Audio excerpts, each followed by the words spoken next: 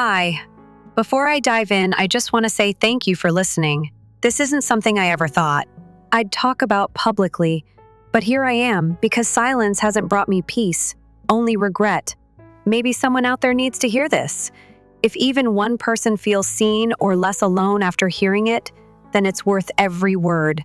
My name is Mariah. I'm 35, 7 months pregnant with my first child, and I live in a quiet little suburb outside Crestwood with my husband, Devin. He's the only person in my life who's ever made me feel truly safe, genuinely loved. Our home isn't much just a modest craftsman-style place with creaky floorboards and a garden that's more weeds than flowers. But it's filled with laughter, calm, and honesty. Things I never got growing up. I come from wealth. The kind where apologies are seen as weakness and affection is earned through obedience. I walked away from it 4 years ago, walked away from my parents, my sister, the so-called legacy of the Fairchild name. The final crack in the porcelain came when I told them I was pregnant. You'd think congratulations would be the first thing out of their mouths. Instead, my mother, Celeste, tilted her head and said, "I hope you're not expecting support. You're not prepared for motherhood." My father, Ronan, warned me against using the family name, like my baby was some kind of blemish on their pristine image. And my sister? Marcy laughed and said, "So, is the crib going to be from Craigslist too?" I left their mansion that night without saying another word. I didn't look back until 2 days ago. That's when my phone rang. It was my mother. I almost didn't answer. My heart stuttered, and this old, cold weight climbed up my spine. I answered anyway. Her voice was as sharp and controlled as I remembered. "We're hosting a baby shower for you this Saturday at Mirador, 8 p.m. SHARP, everything's arranged." No question, no warmth. Just an expectation wrapped in a command. Something in her tone told me it wasn't about celebration. It was about image, about control again. Still, I said yes. Not because I wanted her approval. God, no. But because I knew it was time to look them in the eye. One last time, Saturday crept up faster than I expected. As I stood in front of the mirror adjusting the drape of my deep green maternity dress, I barely recognized myself. No designer labels, no heels sharp enough to stab a man, just soft fabric and quiet strength. Devin walked in, fixing his collar. "You sure about this?" I met his eyes in the mirror. Kind eyes, steady. I nodded. "I'm not going for them," I said, one hand resting on my belly. "I'm going for her. Her. Our daughter." We pulled up to Mirador at 7:50. It's one of those places with valet-only parking, a crystal chandelier visible from the street, and linen napkins you're afraid to wipe your mouth on. It looked the same as the night Devin first took me there years ago. Back then, it felt intimidating. Tonight, it felt like a facade. Inside, the lighting was golden, the air thick with truffle oil and champagne. The host, a young guy in a tuxedo who introduced himself as Callum, greeted us with a stiff smile. "You here for the Fairchild party?" I nodded. He checked something on his screen and looked mildly uncomfortable. The reservation was at 6. They've, already finished." I blinked. The message said 8. He leaned in. "I think they changed the time. Sorry." Of course they did. That old weight in my chest pressed harder. I forced a smile and thanked him. We followed him to a private room in the back, and that's when the trap snapped shut. The room was dimly lit, filled with clinking glasses and the soft murmur of post-dinner satisfaction. The long table was cluttered with empty plates, wine bottles, and an elaborate floral centerpiece that looked like it belonged at a wedding. My mother sat at the head of the table, wrapped in a pale pink silk shawl, her expression unreadable. My father, stiff as ever, barely glanced up. Marcy scrolled through her phone like she was bored to tears. "Oh, Mariah," Celeste said, looking up with mock surprise. "We weren't sure you were coming. I didn't sit. You said 8. Marcy shrugged. I told her 7. Maybe she read it wrong. Liar. But I knew the game. I'd played it my whole life. A waiter approached and placed a leather-bound billfold in front of my mother. She gestured toward it and smiled. "Well, since our guest of honor finally arrived, we were just about to settle up." I frowned. "You already ate." Celeste turned her smile toward me, razor sharp. "Darling, the baby shower, custom menu, wine pairings, flowers. It adds up, but it's your special day." Naturally, we assumed you'd take care of it, my heart thumped. Excuse me? Marcy leaned forward, her smile predatory. Come on, Raya, you're married to a software developer. Isn't $7,200 pocket change? My breath caught. I stared at the bill like it might explode. You planned an event I didn't ask for, changed the time so I'd be late, and now you expect me to pay for it? My mother waved a manicured hand. Don't be dramatic. It's about respect. This is a Fairchild family event. You represent us. No, I said, voice steady. I represent myself, and I'm not paying for this circus. My father looked like he wanted to crawl under the table. Marcy rolled her eyes. Typical. Always the victim. I turned to leave.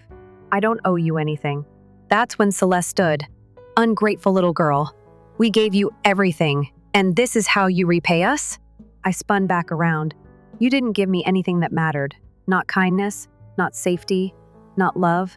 Her face changed, eyes wild. And in one swift, jarring motion, she grabbed the heavy silver wine cooler beside her and hurled it at me. It hit me squarely in the forehead. The room gasped. I stumbled back, my legs folding under me. I hit the marble floor hard, vision swimming, warm blood trickling down my face.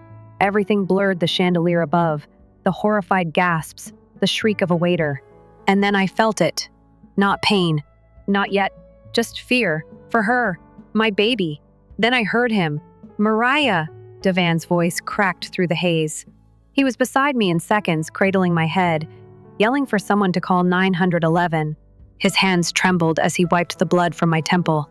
Stay with me, he whispered, voice thick with panic. Please stay with me. Everything else faded. The whispers, the footsteps, the smell of roses and metal and fear. Just him, and the tiny heartbeat inside me. They say time slows down in a crisis. That's not true. It doesn't slow, it compresses. In the span of seconds, I felt like I'd fallen into a void where everything was noise and light and weight. Blood was running into my eyes. The floor beneath me felt like glass. But I wasn't thinking about the pain, I was thinking about her. Devan's voice was the only thing keeping me tethered to the moment. I could feel his hand gripping mine, one thumb brushing over my knuckles, the other cradling my cheek. You're okay. You're okay. Help is coming. Voices blurred in the background. Someone shouted for towels. Another voice, maybe the manager, was arguing with a staff member. But none of that mattered until I heard the words, "She's pregnant." That's when the room shifted. Footsteps scrambled. Chairs were pushed back. A waiter ran past, nearly knocking over a wine glass. Somewhere nearby, someone gasped, like they'd just realized the consequences of what they witnessed. And then, silence. The kind that's louder than shouting. The kind that holds its breath. Then the sirens broke through. Red and blue light painted the golden walls. Paramedics rushed in with a stretcher and an urgency that pushed everyone else out of the way. I tried to speak, but the words caught in my throat. She's 30 weeks, Devan said quickly, guiding them through. She hit her head. The baby, please. Check the baby. They asked me questions, my name, the date, if I could feel any movement. I nodded. Barely. The pain was blooming behind my forehead now. My vision pulsed. But then, like a small, reassuring flutter, I felt her move. My baby was still with me. I held on to that. When they lifted me onto the stretcher, Devan stayed close. He climbed into the ambulance without asking, his hand still wrapped around mine like it belonged there. I remember the look on his face, calm on the outside, but his jaw was tight, and I knew him well enough to see the storm inside. The last thing I saw before the doors closed was Celeste. Standing in that overpriced dining room, her expression frozen between shock and horror, still holding the wine cooler like she hadn't realized it left her hand. My father didn't move. Marcy was crying, but not the real kind. The kind that shows up when the consequences are inconvenient. I turned my face away. The hospital room was too bright, too clean. The kind of sterile that feels like it's trying to erase whatever just happened. The doctor was calm, thank God. The scans came back clear. No skull fracture, just a concussion and a lot of swelling. As for the baby, her heartbeat was strong, movement steady. They kept me for monitoring, but she was safe. She was safe. Devan barely left my side the entire night. I could tell he wasn't sleeping. He just sat in the chair beside my bed, staring at the ceiling like he was rehearsing something over and over in his head. When I woke up around 3 a.m., he was still there. I reached for him. "I'm sorry," I whispered. "I didn't know they'd—" "Stop," he said quietly, leaning forward. "Don't apologize. Not for them. Not ever again." That was the first time I cried since the whole thing happened. Not from pain, from release. Because he was right. I had spent too many years carrying guilt that didn't belong to me. The next few days were a blur of tests, checkups, and questions from people in suits. Detectives, lawyers, CPS reps who just needed to be sure everything was okay. And it was. But the police report had already been filed. The manager at Mirador had provided security footage showing exactly what happened. Witness statements matched mine down to the minute. There was no room for denial. Celeste Fairchild had assaulted her pregnant daughter with a wine chiller the size of a bowling pin. When Detective Harlow came to visit me at the hospital, he was firm but gentle. A former military guy with a kind smile that didn't quite reach his eyes. "She's been arrested?" he told me, clipboard resting on his knee. "Your mother's being charged with felony assault and reckless endangerment of a child. There may be more." I nodded slowly, but inside I was numb. It wasn't until he asked, "Would you like to press charges?" that I finally spoke. Yes, not for revenge, not to make a statement, but because people like her people, who use love as a leash and pride as a weapon, don't stop until someone says no, until someone forces their hand. I was done living on the edge of her expectations. 2 weeks later, I stood in front of a courthouse. Same maternity dress, different woman inside it. Devin stood beside me in a tailored gray suit, his arm wrapped around me in quiet support. I held my medical file in one hand and the incident report in the other. Across the plaza, reporters milled near the steps, clearly tipped off. The Fairchild name still had weight. Scandal was always tastier when it came from the top shelf. I didn't look at them. Inside, the hearing room was packed tighter than I expected. My father and sister sat with their attorney near the back, stone-faced, cold. They hadn't reached out since that night. Celeste wasn't there. Her lawyer said she was unwell. Of course she was. The judge, a composed woman in her 50s, took her seat and scanned the room before asking if I had anything I wanted to say. I did. I hadn't planned on it, but the words rose anyway. "I'm not here because I hate my mother. I'm here because I finally stopped hating myself." There was a pause in the room, not dramatic, just heavy. "She's hurt me in more ways than I could count," I continued. "But this was different. I'm carrying a life, a daughter, and I will not let her grow up in a world where silence is mistaken for forgiveness." I turned toward the judge, voice steady. "So yes, I want to press full charges for myself and for the baby who deserves a life without fear." It wasn't loud, it wasn't angry, but the message landed. Outside the courthouse, the sun was warm on my face. Reporters called my name, asked for comments. I kept walking. My hand found Devin's again. He squeezed it once. "I'm proud of you," he said. I didn't answer. I didn't need to. Because for the first time in my entire life, I was proud of me too. A few weeks passed. I wish I could say life returned to normal, but it didn't. Not really. Not after something like that. Every time I looked in the mirror, I still saw the faint line above my right eyebrow fading. But there, a small, quiet reminder. A scar that whispered, "You're not who you used to be anymore." The media ran with the story. Heiress assaulted at shower, Fairchild matriarch under fire. Family name in crisis. I ignored it. I didn't need to read headlines about my own life. But Devin kept an eye on things, just to make sure they weren't twisting the truth. The hospital visits continued. The OB ran extra tests, monitored the baby closely. Her heartbeat was strong. She was growing just fine. But the stress took its toll on my sleep. Nights were restless. I'd wake up sweating, clutching my belly, waiting for that little kick that told me she was still okay. And every time she kicked, I remembered why I was doing this, why I hadn't backed down, why I couldn't. Then one afternoon, my phone rang. It was Detective Harlow again. "You might want to sit down," he said. That's never a good way to start a conversation. He told me they had been digging into some of the Fairchild Foundation's financial records. Not because of me, but because the DA's office had flagged irregularities after the restaurant incident. Turns out, when a rich socialite assaults her daughter in public, people start asking questions.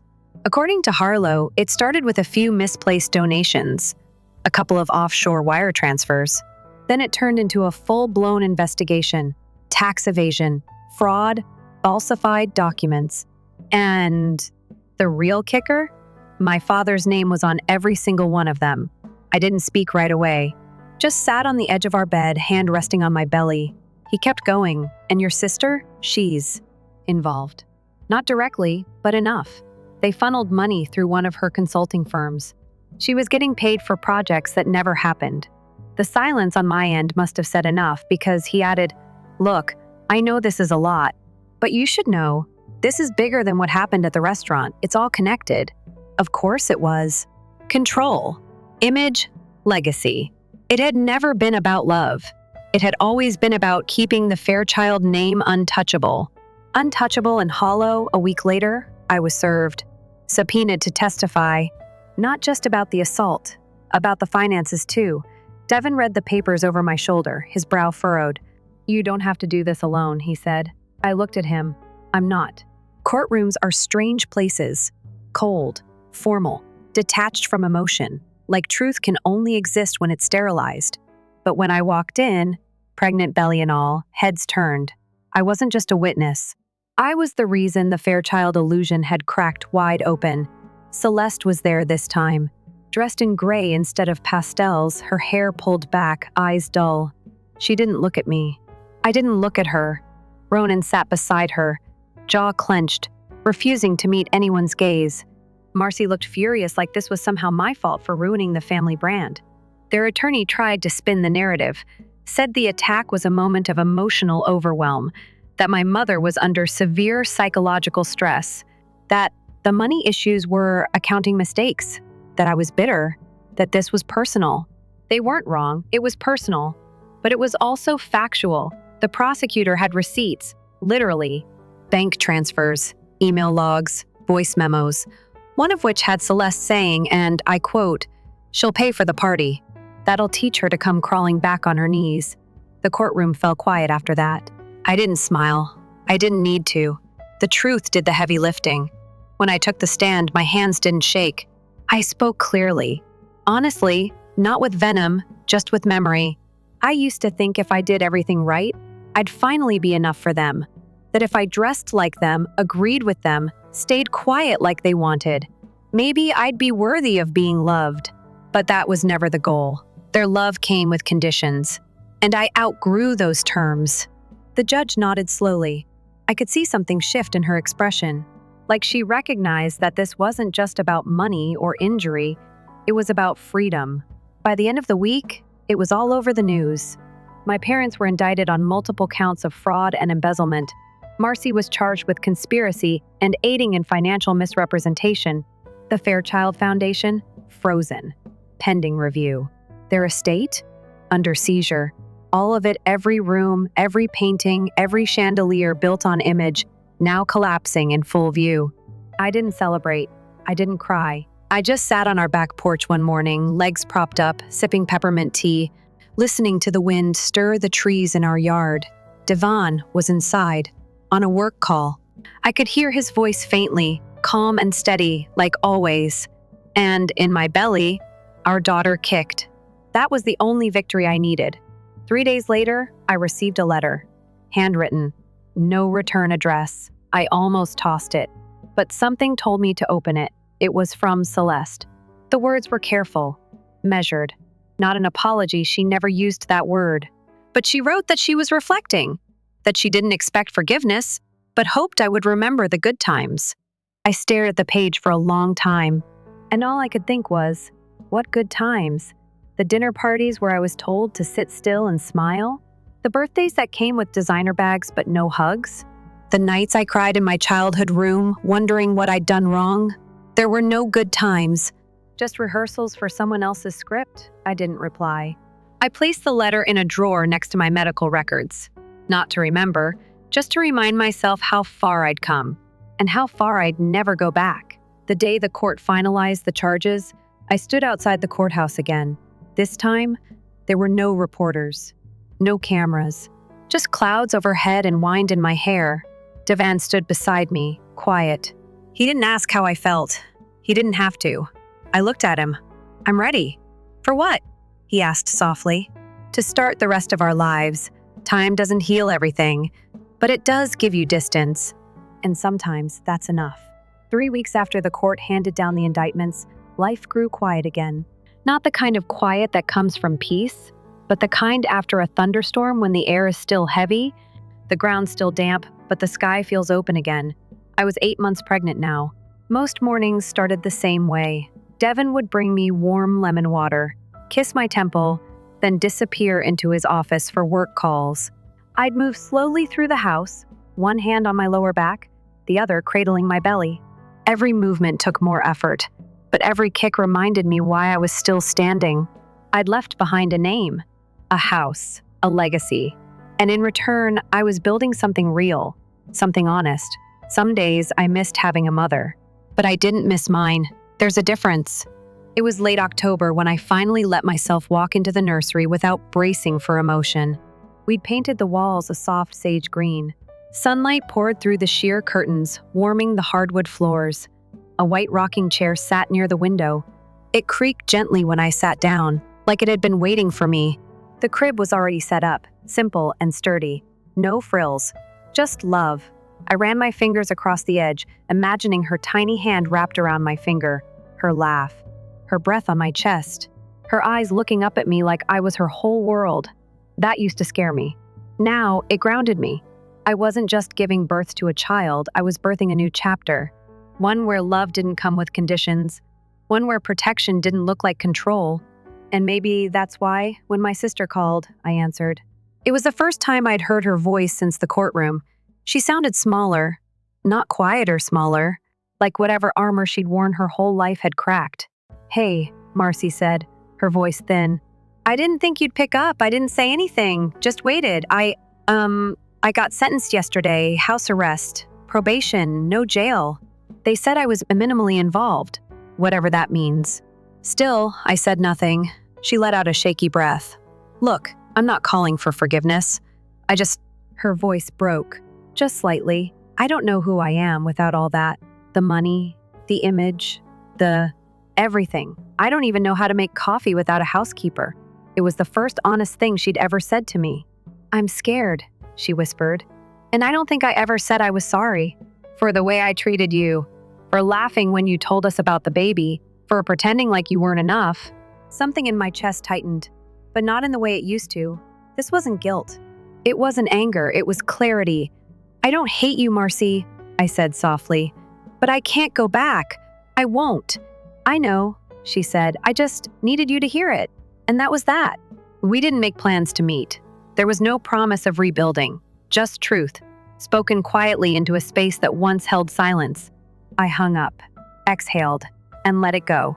A few days later, I woke up feeling different, not anxious, not afraid, just ready. Devin noticed it too. You okay? He asked, bringing me a bowl of oatmeal. I smiled. Yeah, actually, I think I am. He watched me for a moment, then nodded. She's almost here. We both knew it.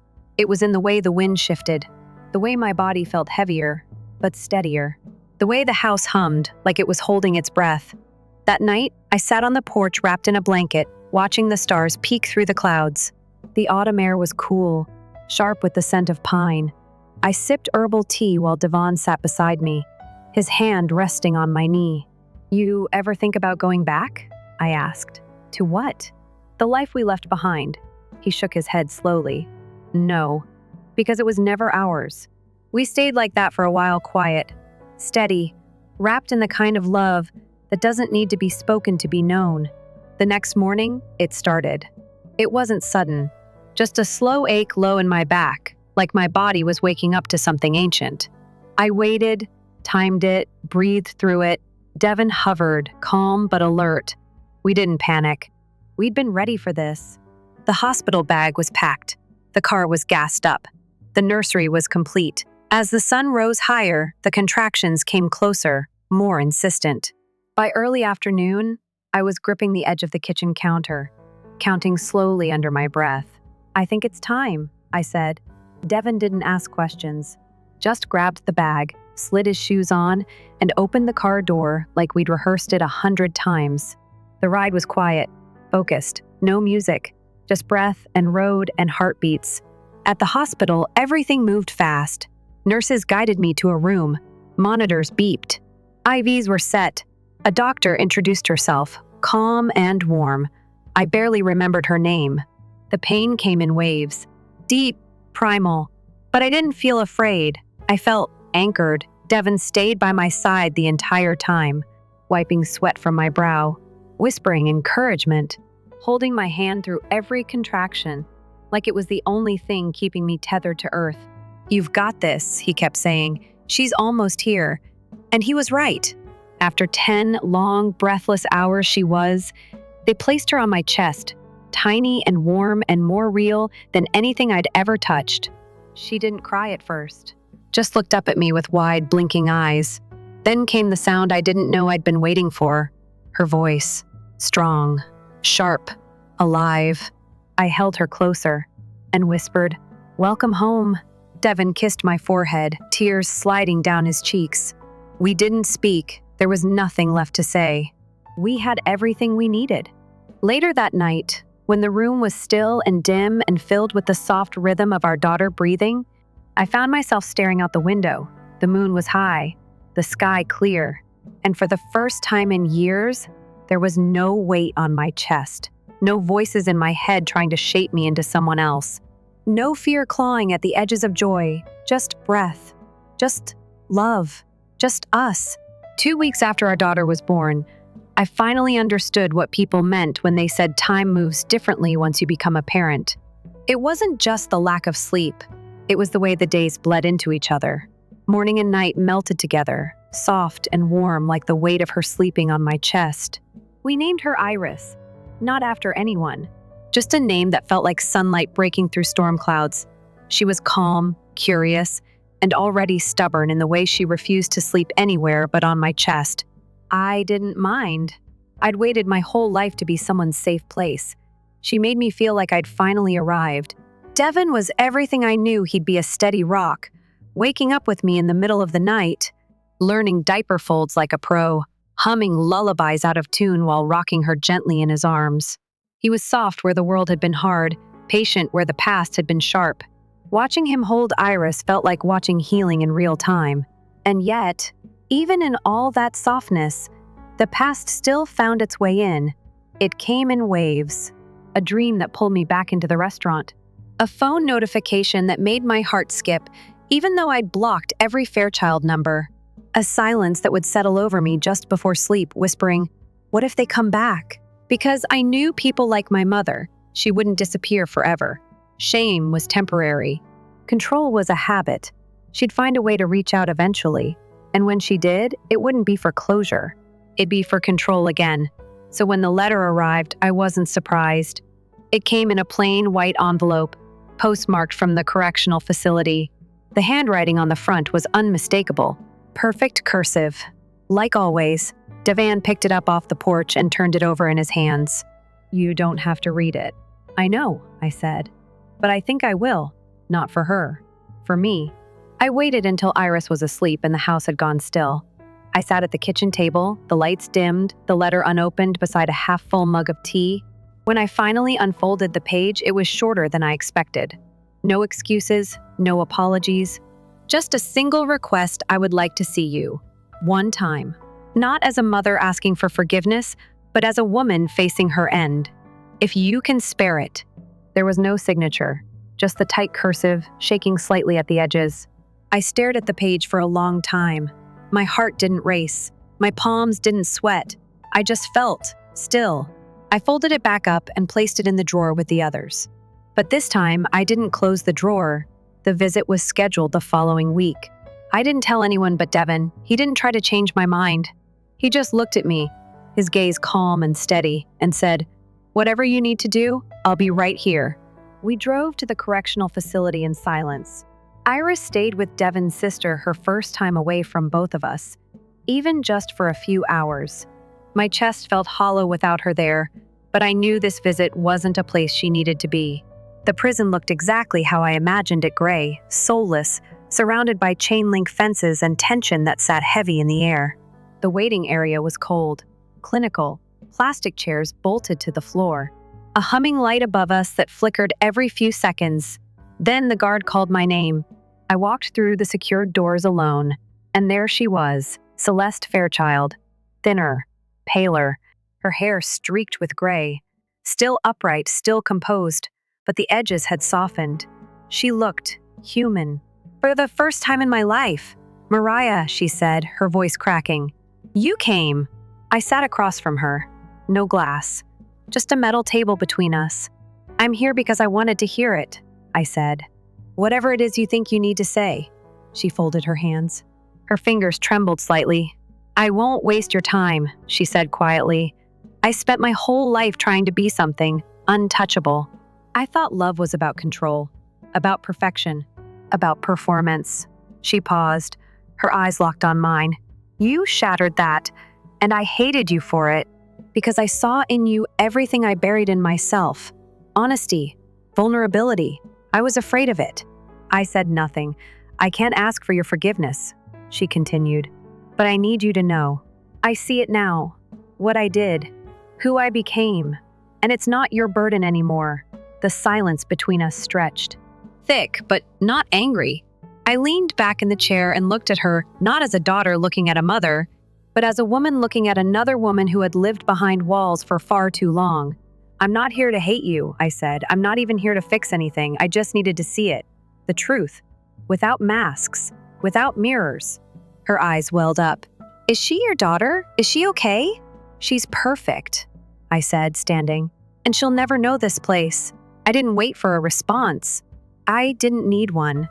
As I walked out of that room, I felt something leave me. Not resentment. That had faded long ago. It was the weight. The invisible one I'd carried since childhood. The one that whispered I'd never be enough. It was gone. Outside, Devin was leaning against the car, arms folded. When he saw me, he straightened, his eyes searching my face. "Well?" he asked. I exhaled. "I'm okay, really." He opened the door for me. I slipped inside, the hum of the engine cutting through the silence as we drove home. That night, as I rocked Iris to sleep beneath the soft glow of her nightlight, I hummed an old lullaby. I barely remembered learning. Her tiny hand wrapped around my finger. Her eyes fluttered closed. And for the first time in my life, I felt what my mother never gave me: peace. Autumn settled slowly over Crestwood.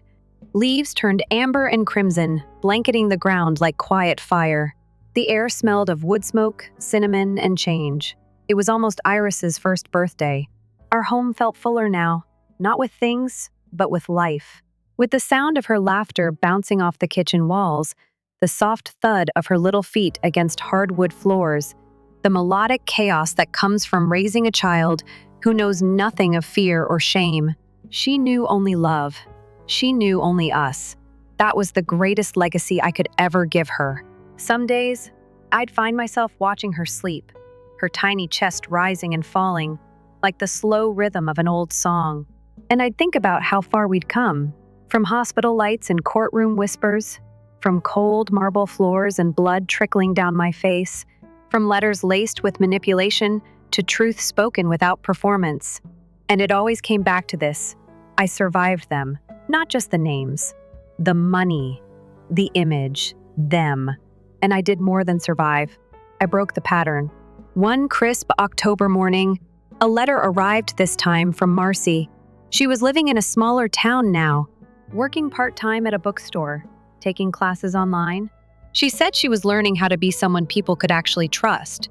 It wasn't an apology, not exactly, but it felt like a person trying to step outside the shadow of their last name. She wrote about therapy, about working through the rot they were all raised in, about how even silence can be inherited if you're not careful. And in a few clumsy lines near the bottom, she asked about Iris. I didn't write back right away. I let it sit for a few days while I watched Iris chase dry leaves across the backyard, squealing as the wind scattered them. Eventually, I wrote one sentence. She's healthy, happy, and safe, and that's all I ever wanted. No more, no less. Forgiveness, for me, wasn't about inviting people back into my life. It was about setting them down, gently, so I could keep walking. Devin and I spent the rest of that day preparing for Iris's small birthday gathering. Nothing fancy, just a few close friends, some homemade cake, and paper lanterns strung through the trees. The kind of celebration that felt like it belonged to us, not borrowed, not performative, just real.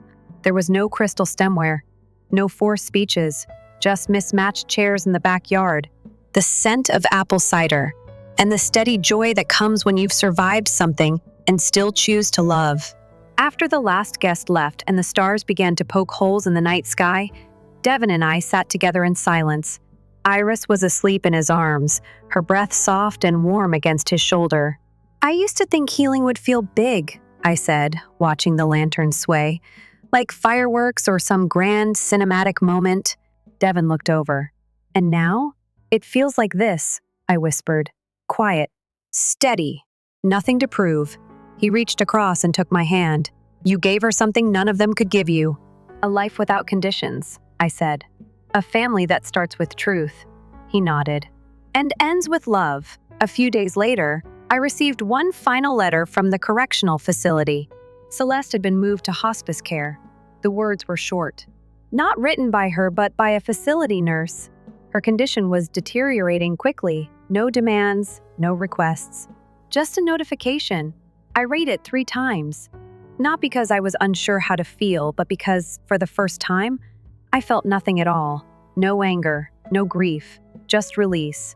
That night, I stood outside under a sky full of stars, Iris sleeping inside, Devin reading by the fire. I took the letter out to the fire pit and watched as the flame curled it into smoke. The wind carried it away like it had never existed. I didn't cry. I smiled. The next morning, I wrote something down in Iris's baby journal. Something I hadn't expected to feel ready to write. Your name wasn't chosen from a book. It came to me one morning while sitting in silence. Iris, the flower that grows in the cracks of old stone. Resilient, brave, bright. That's what you are. You'll never have to earn love here. It already belongs to you. I closed the journal and placed it back on the shelf, next to her favorite stuffed bear and the tiny knit blanket. My best friend had made her. There was a time when I thought I needed my past to validate my present. Now, I knew better. You don't need permission to start over. You just need courage. 2 years passed. Iris grew like wild grass, untamed, radiant, stubborn. Her curls bounced when she ran. Her laugh was loud and free.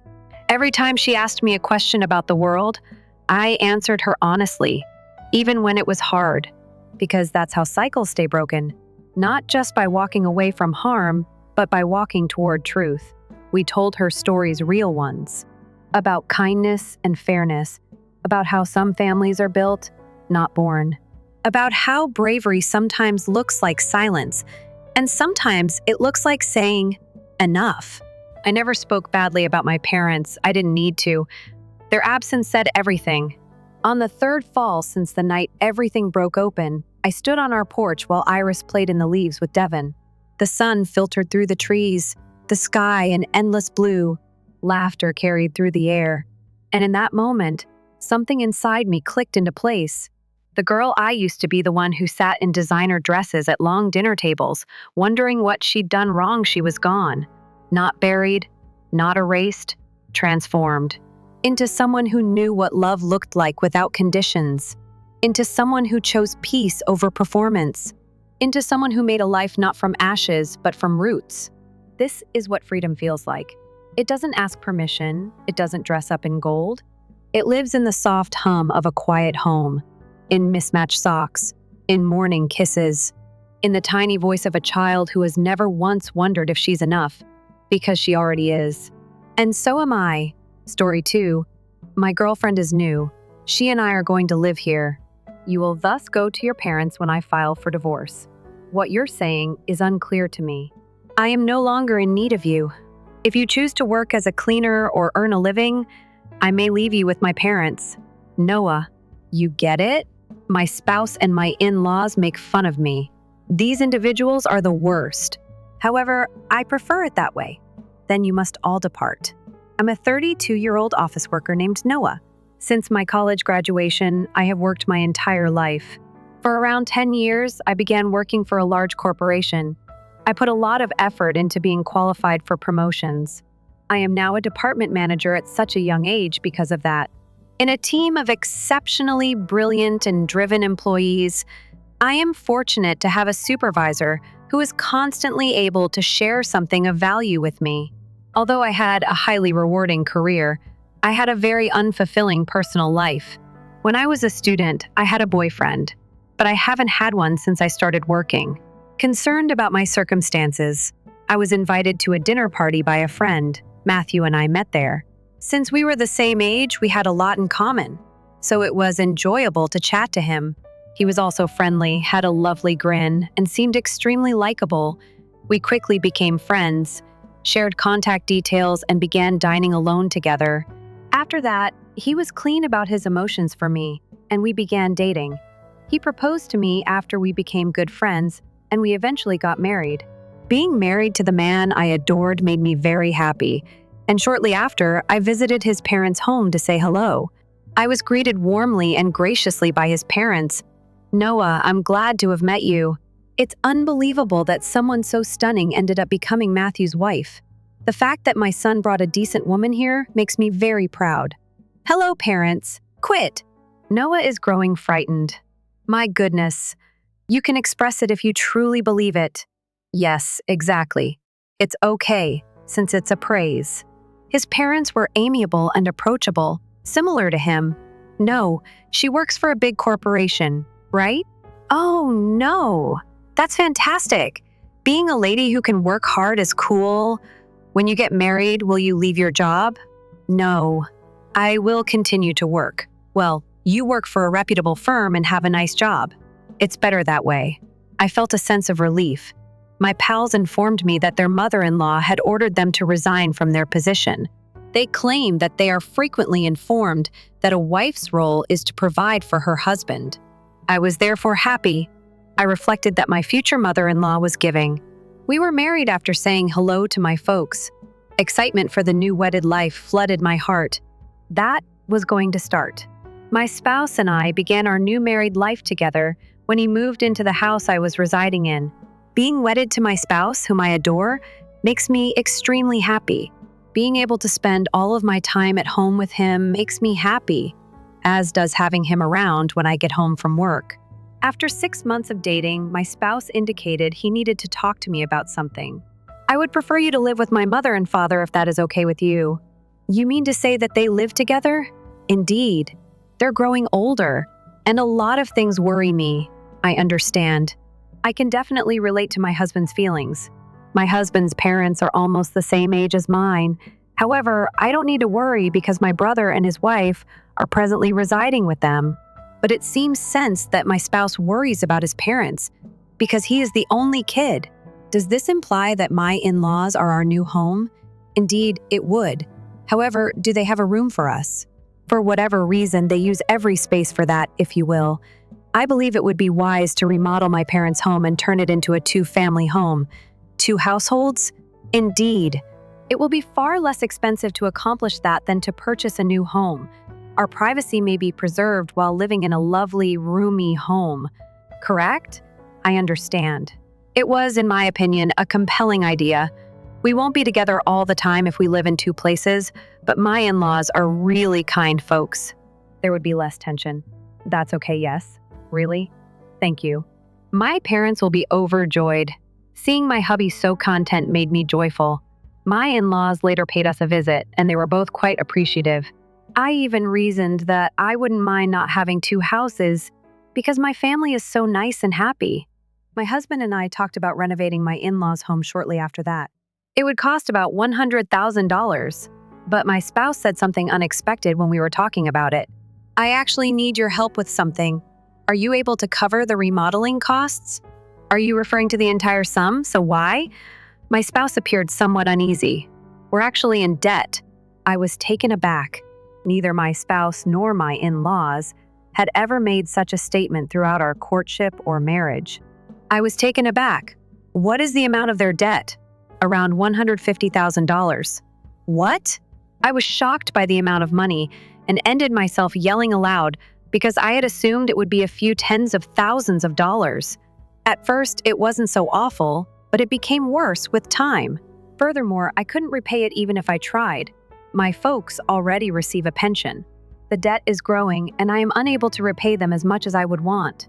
Evidently, I was unable to conceal my astonishment and distress at the abrupt and startling disclosure.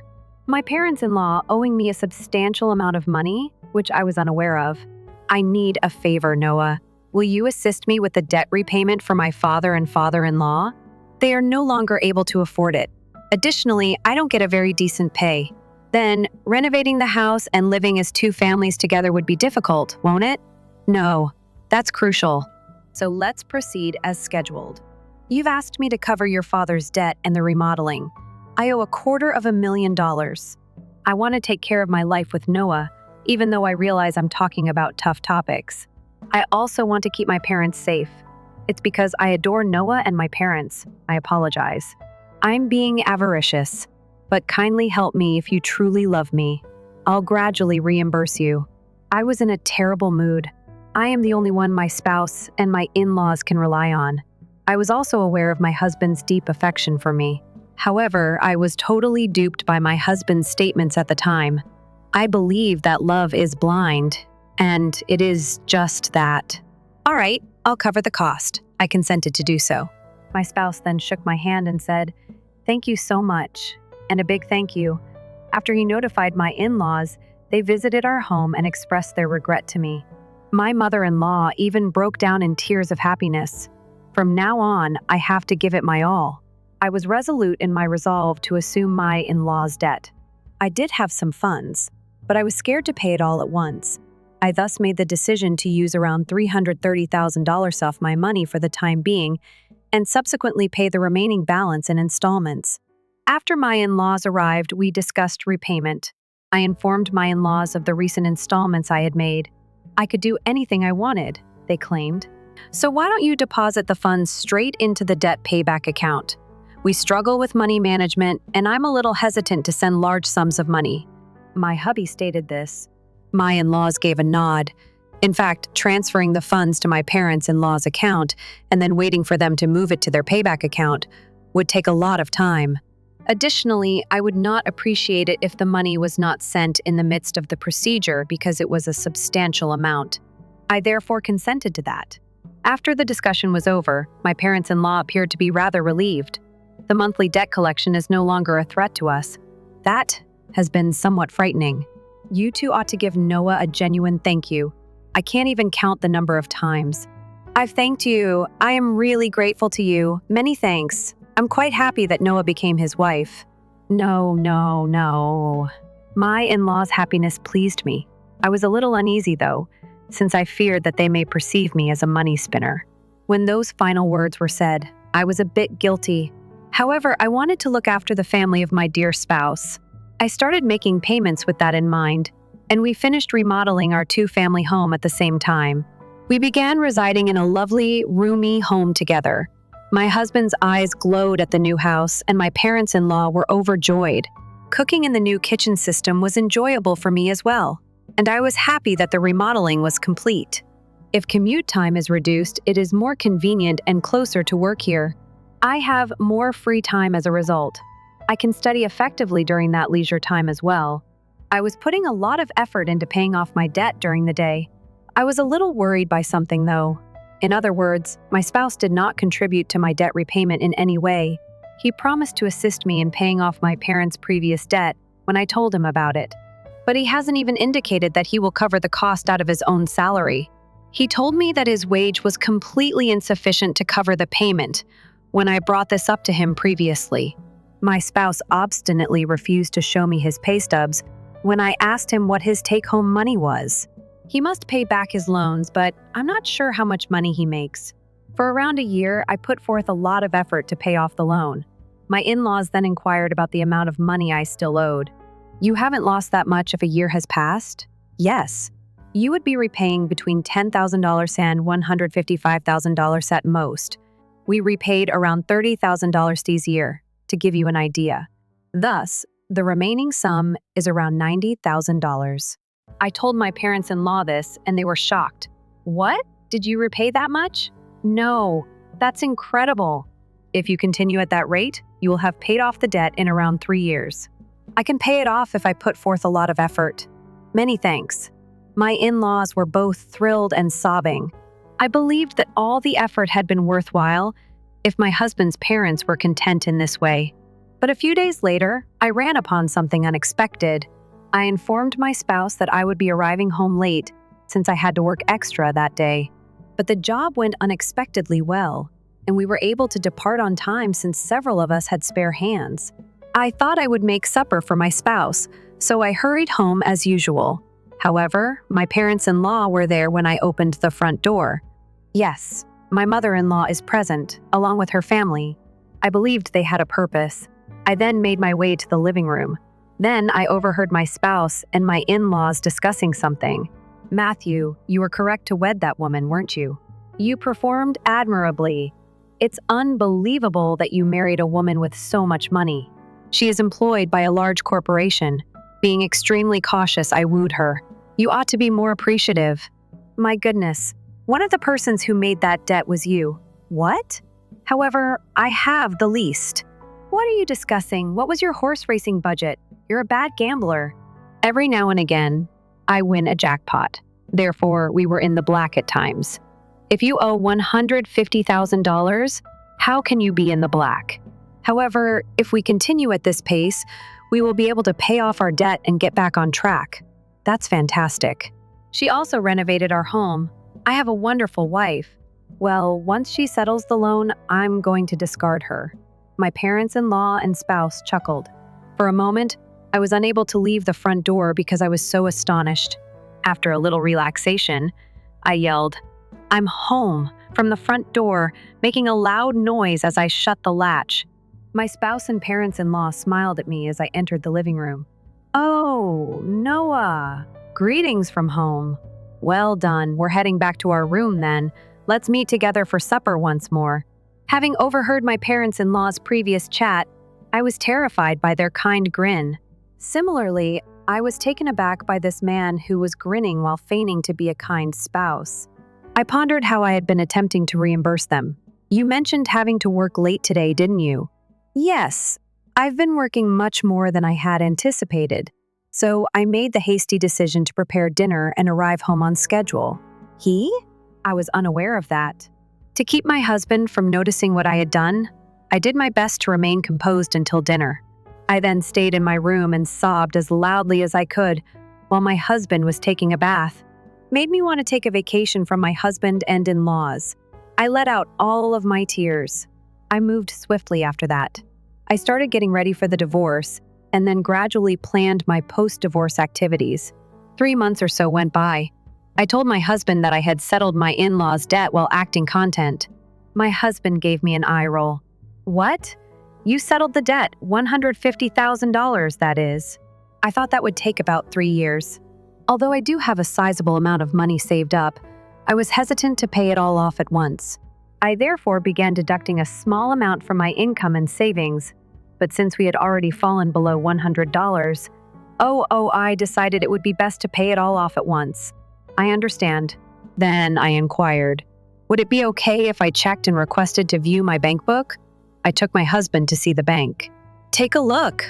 Oh, it's accurate. The entire $90,000 was paid at once. My husband tried to contain his excitement as much as possible, but I could see that he was itching to get out of there. Wow, Noah. Thank you. My dads are going to love this.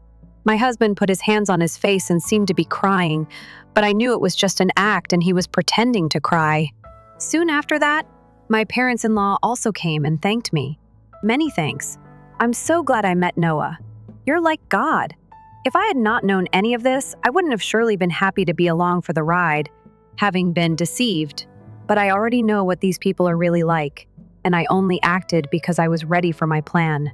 A few days later, my husband asked to speak with me. My husband looked very serious. What on earth? I'm sorry, Noah, but you have to leave me. What? What do you mean? I acted surprised on purpose. My girlfriend is new. What? She and I are going to live here. So I'm divorcing you and you're going to my parents' place. I was really taken aback by Matthew's unexpected statement. I knew from eavesdropping on our earlier conversation that my husband would leave me when he finished paying his debts. However, I did not expect him to openly declare his infidelity. After you left me, what did he mean when he asked me to visit his in-laws? I'm not entirely sure what you meant when I said this. My spouse became irritable and said, "You're not very understanding at all. I am no longer in need of you. I can keep you here, though, as a housekeeper or a breadwinner." "Oh, no." Then the front door opened and my in-laws came in. "Have you told her at last, Matthew?" "Yeah, I told her. I wish I had been present at that time." "No, that's how it is. You can come to her house if you do the chores for us. Of course. We'll charge you rent, though." My parents-in-law and my husband laughed at me. They are the worst people ever. But that's more than I can say for me. Then all of you need to leave. My in-laws roll their eyes at my comment. "What are you discussing? Have you forgotten? I can easily pay for the renovation myself. You changed the name of the house to mine. That's why I have the rights to this house. I can decide who to let live in the house and who to kick out." The faces of my in-laws turned blue at my comment. Then they finally remembered about the title of the house. I was really dumbfounded. "I'm sorry, but you can't live here anymore. If we get divorced, you'll be strangers." "Oh, no." My in-laws realized the gravity of the situation, but my husband, not wanting to be outdone by me, retorted, "But you took over our debt and paid it in full. You're the one who's losing money. If we had no debt, we could at least afford a new place to live." "That's true. Thank you for letting us live in a nice house while you pay our debts." My in-laws and husband said as much, so I told them the fact. "I'm sorry, but I didn't pay off the rest of the $90,000 debt." "What?" "No. But you had money missing from your bank book. That was just a separate account that I created and moved around. So the debt hasn't changed for $90,000. I just haven't had the collections come yet because I've been paying large sums of money continuously. But I think it's time for them to come. So you are responsible for paying the rest?" My husband and in-laws went pale. Then I shot them a warning. "Matthew, you told me you were having an affair, so you should pay the alimony. I'll charge your partner for the affair too." "Oh, no." She went out with me, even though she's beautiful, because I own a house and have money. If they charge me alimony, she'll dump me. I don't care anything about that. No, sorry. Please don't leave us. My husband is afraid of being dumped by the adulterer, and my in-laws are afraid of being dumped by me. They are truly selfish and scum, parents and children in every way. I'll have nothing to do with you people. No matter what you say. I have also put this property on the market. I will also make you pay your debt of $60,000 that I paid on your behalf through my lawyer." Oh no. The in-laws froze, stunned by the loss of everything they had. I immediately requested a divorce and alimony from my spouse through my lawyer. I also claimed alimony from the cheater. I wanted $6,000 from my in-laws for what I had paid them. Actually, that remodeled in-law residence sold for roughly $200,000. It was in a fantastic area, and there was a family that was merely seeking for a duplex. So we received a terrific price. They were able to acquire it, so I had to pay $160,000, which comprised the $60 I owed on the mortgage and $100,000 for the restoration. I had paid $160,000, but earned $40,000 as a consequence. In addition, I also get alimony from my ex-husband and the affair partner, which is a really great position. On top of that, I was able to secure a minor sum of $60,000 from my ex-parents-in-law. I am the one that is getting the most out of this circumstance. I think this is a legitimate request because the harm I had endured was so serious that I distrusted everyone. Regarding my first funds, I was attempting to learn how to invest in order to pay off my in-laws' debts as soon as feasible. Additionally, I invested a few tens of thousands of dollars because I had a sizable amount of cash to start with. In around a year, I discovered that my assets had increased significantly. I was also getting paid rather well because I had received a rise. I had saved a lot of money, so I was able to make such a bold move. The largest beneficiary was me, and my ex-in-laws lost their home and were in debt again. Since they treated me like a scammer, I honestly believe they deserved it.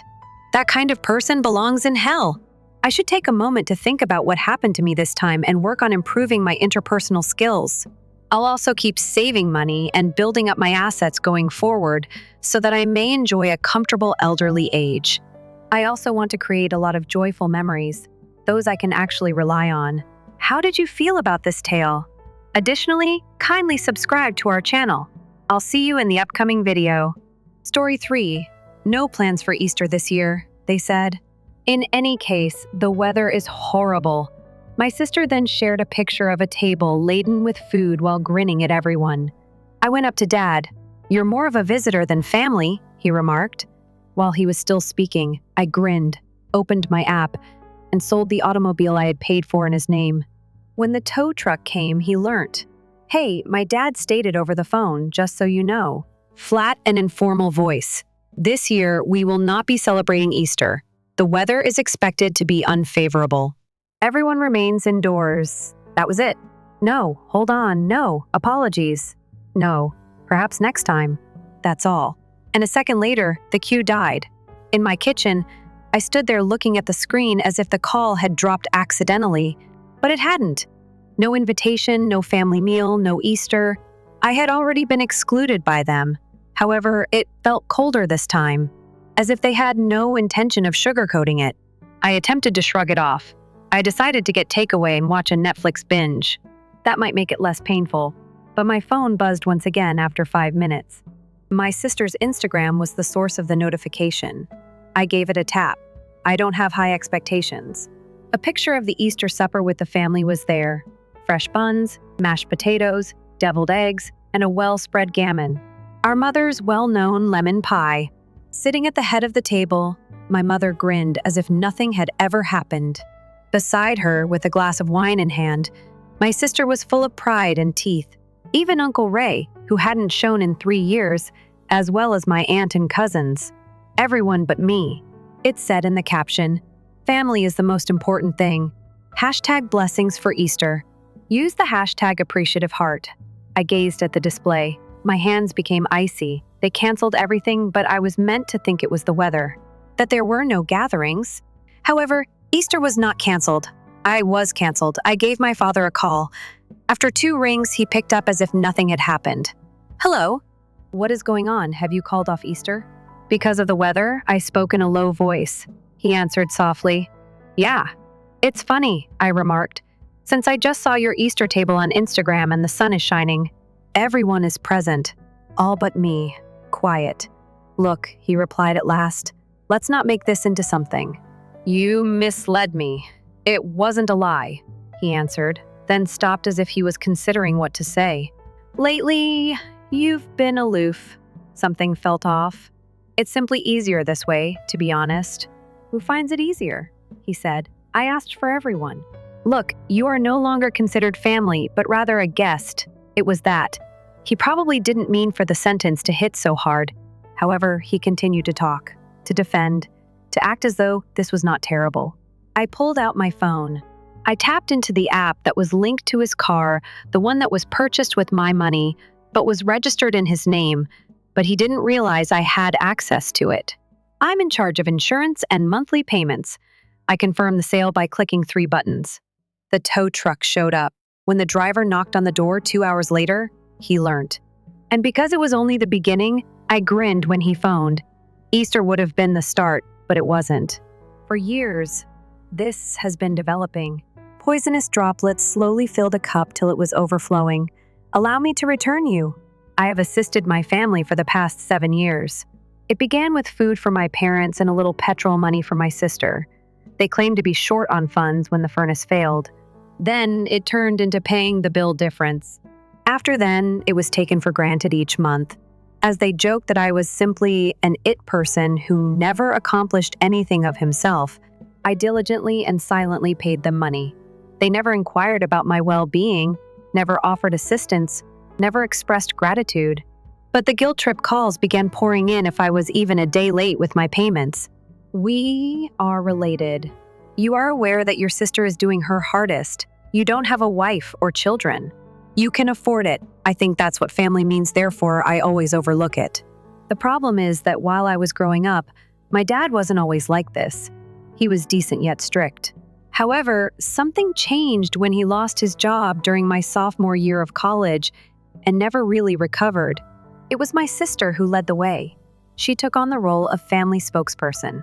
She'd choose who was included, who was duped, who was held accountable. I constantly got accused. Spoiler alert, there was nothing she could do wrong. At the age of 22, the golden child married. Separated at the age of 24, remarried at age 26. To a man named Ryan, this one. He was quiet, yet pleasant, too silent. I covered the cost of the new location when she requested a wedding upgrade. I volunteered when their pipes burst, when their SUV was purchased. Who has already made the down payment? Not them. The automobile then arrived. A loan destroyed Dad's credit. He never made a repayment. He claimed that in order to regain his freedom, he was unable to obtain a car. I didn't think twice. Purchased a good used Camry for him, paid for it. Monthly insurance to everyone registered to him, but in my name. He responded, "It's just paperwork. You don't even use the vehicle? I ought to have known." Let's fast forward to current year. I recently paid off the remaining balance on a massive credit card bill, the most of which was incurred due to an unexpected dental issue for which my mother promised to reimburse me. Never did. In any case, I had finally caught my breath and was considering taking a rest. An actual holiday? Greece, maybe. Then Easter arrived. There was no rejoicing, they said. That was the place where everyone was staying. I really do believe them. Then I was struck by that picture. The ham, the grins. In elementary school, I produced this centerpiece. Precisely at the center of the table. That would have sufficed. The twist, however, it was more than simply the picture. It was the remarks that were hidden under the hashtag. Caption, grateful heart. I saw something my aunt had said. I'm glad everyone made it. Ryan's parents even took a plane. Jake's absence was regrettable, my sister responded. I have better things to do, he remarked. You can't make someone care about their family. I almost dropped my phone.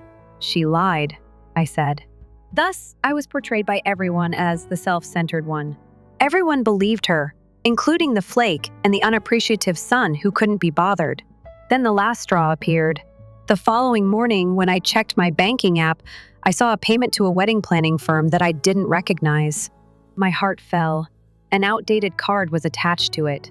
I never used it, nor did I grant access to it when my sister requested assistance 2 years prior in organizing a surprise for Ryan's birthday. I looked at all of the charges over the previous 2 weeks, thousands of money.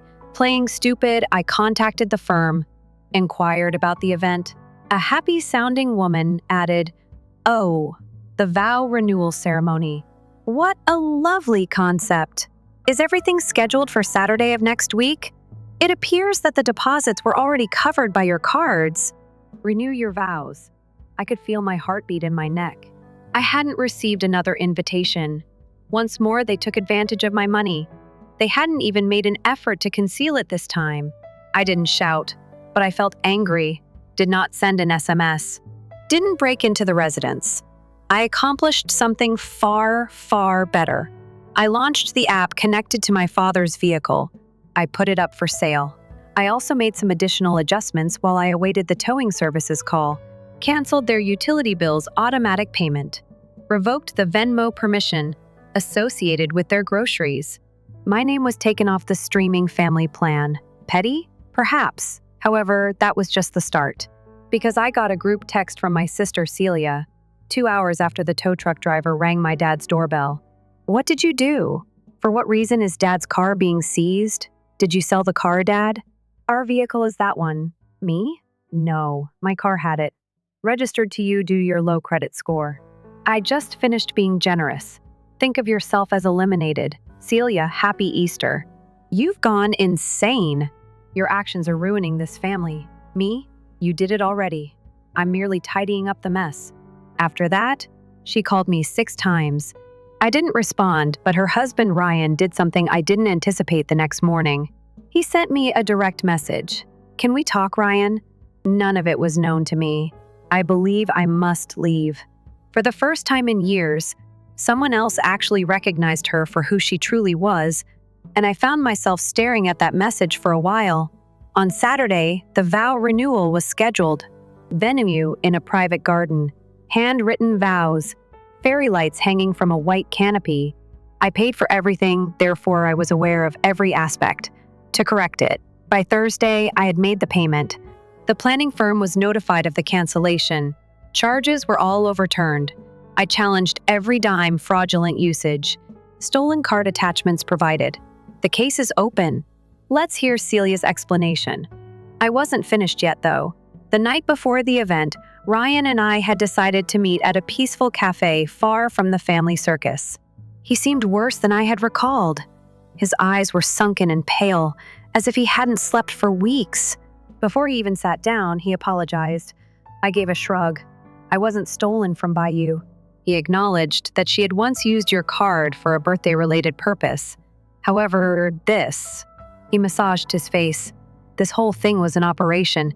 She boasted that she had power over you, claimed you wouldn't ever interrupt her. You were too tender. I took a leisurely drink of my coffee. She was mistaken. Ryan leaned closer.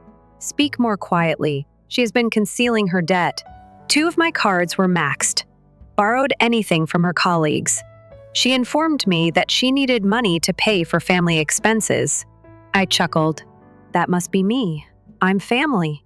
An envelope was passed across the table by him, printouts, evidence, screenshots, bank operations.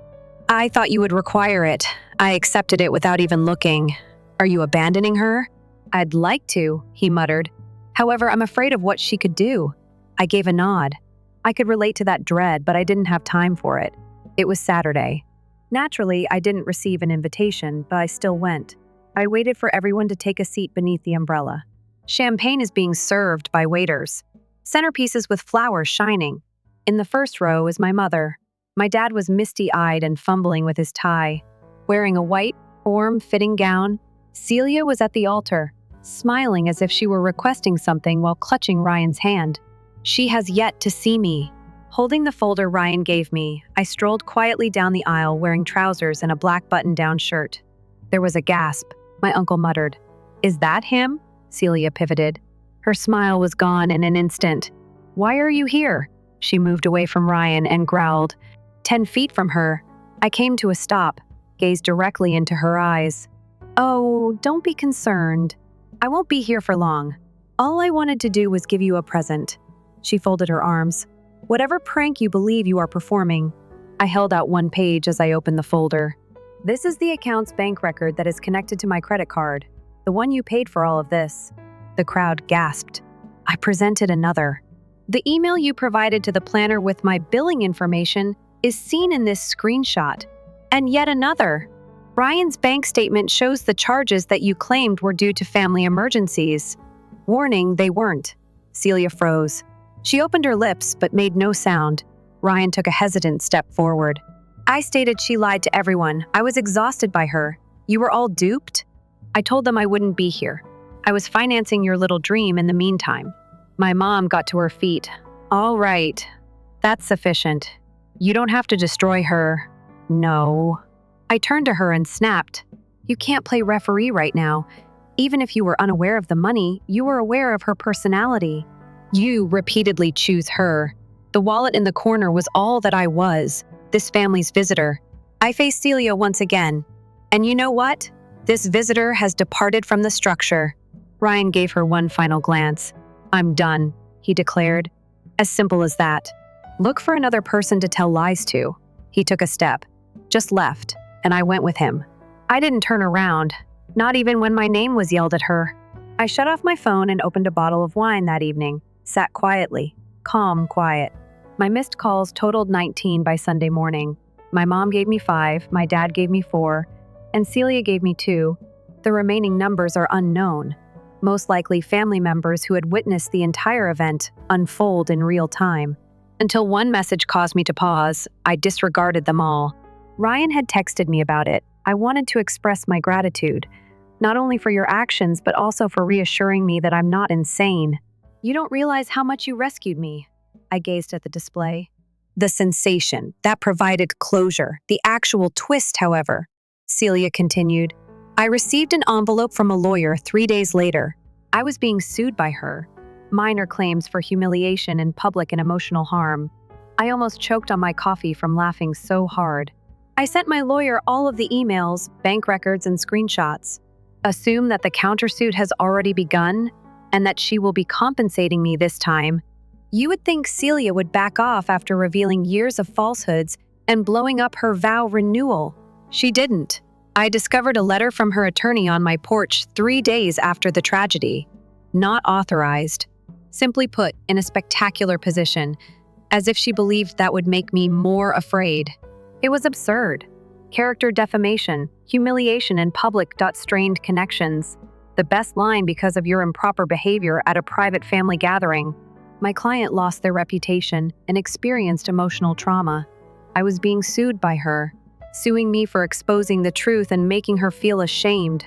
I replied to her lawyer's email with 3 words. I've attached all 27 pages of evidence, and we'll see you there. Screenshots of her messages and the card records. Recordings of the vow renewal ceremony. Yes, I did have it filmed. You can never be sure that a narcissist won't fabricate the story later, as well as a witness statement that Ryan signed. Afterward, I submitted a countersuit.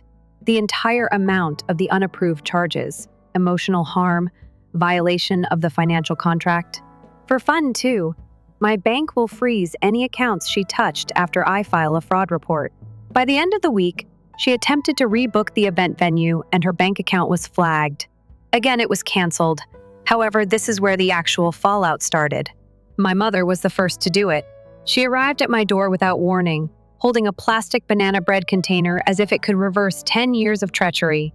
She stood there for 10 minutes, whispering into her phone, and I watched through the crowds without opening the door. She then knocked once more. My dear, she gave a call. All we want to do is talk. Naturally. A moment later, my phone buzzed. My father left me a voicemail. He spoke in a tight voice. Practiced. Your point has been made. This circus needs to end now. The family is being torn apart by you. It's funny. That's what I believed they did. Then, one by one, the texts arrived. Celia, you prevail. Joyful? Everything was ruined by you. We didn't think you'd get this far, Mom. Why didn't you simply speak to us? Dad, you're acting like a stranger. Where did the suddenly raised go? And finally, this one. Uncle Dave, I watched the whole thing. You did what the rest of us never had the guts to do. That one hit different, I replied to only one person. Ryan, how are you holding up? His answer came back almost instantly. Free. First time in years. Got a lawyer filing for divorce next week.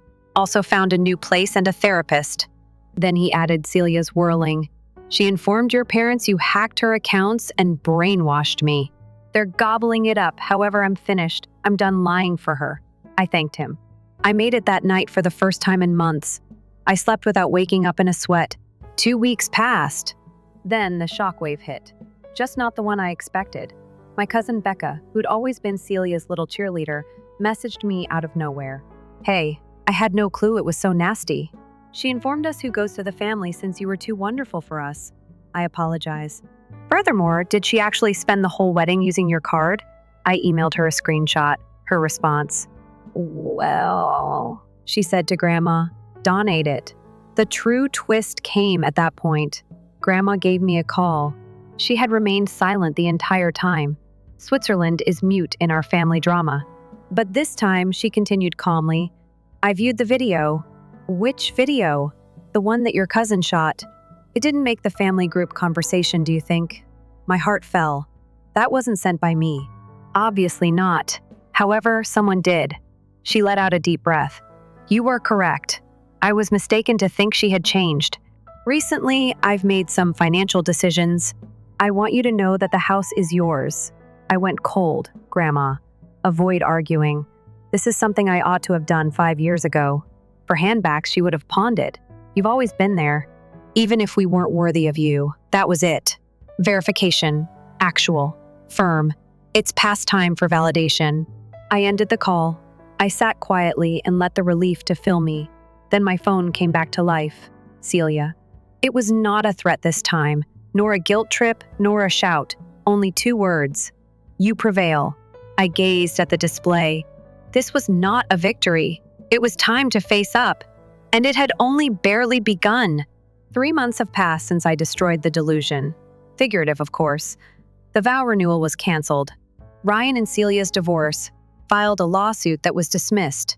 After reviewing my evidence, the court questioned Celia's attorney. Are you serious?